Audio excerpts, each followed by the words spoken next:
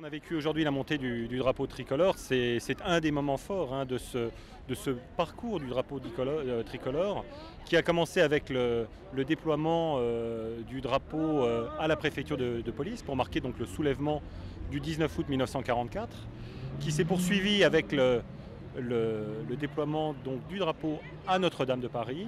Et là, nous étions sur le troisième temps fort avec la Tour Eiffel qui a été, il faut le rappeler, donc hissée par les pompiers de Paris au troisième étage le 25 août 1944. Et puis, quatrième temps fort, et j'allais dire point de conclusion de cette grande journée que nous avons vécue, eh bien c'est le déploiement du drapeau tricolore à l'Arc de Triomphe qui, il faut le rappeler, a aussi été l'œuvre des pompiers de Paris, puisqu'on doit cette opération au commandant Bernard, qui avec l'aide d'agents de l'Arc de Triomphe avait caché à l'époque le drapeau dans un des piliers et a été déployé à quelques minutes qui ont suivi celui de la Tour Eiffel.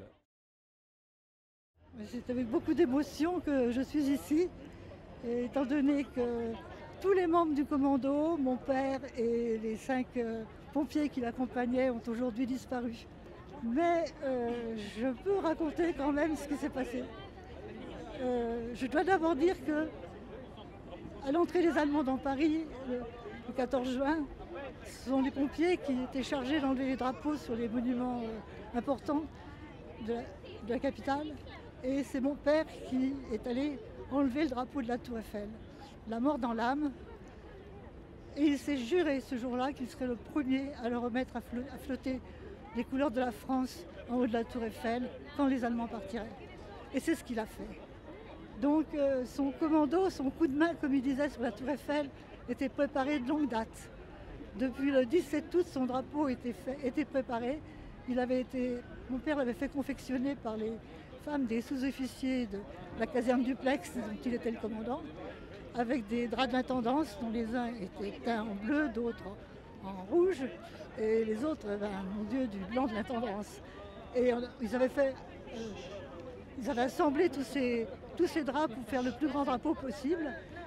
Et le matin du 25 août, toute la semaine d'insurrection, ça tirait de tous les côtés. L'école militaire tenait encore, le Majestic, le ministère de l'Intérieur, les Allemands se battaient à mort.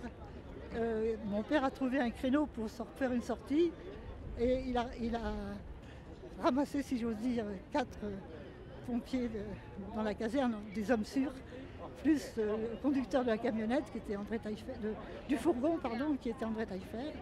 Et Taillefer a dit, quand j'ai vu le drapeau, j'ai su qu'on allait à la Tour Eiffel.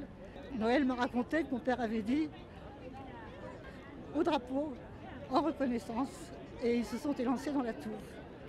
Et donc ils sont élancés à toute vitesse, 750 marches. Ça tirait, il y avait énormément de balles qui tiraient. Et les pompiers n'étaient pas rassurés. Papa disait c'est des balles perdues, ça risque rien.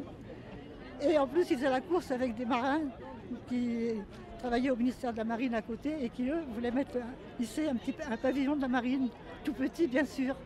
Donc, ils sont arrivés ensemble en haut de la Tour Eiffel, où les Allemands avaient enlevé le drapeau nazi les jours précédents.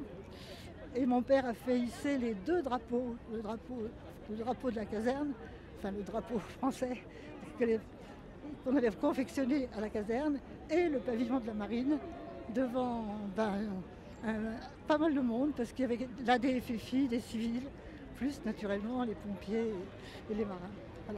Voilà ce qui s'est passé. Donc mon père a tenu parole pour remettre ce drapeau à la Tour Eiffel.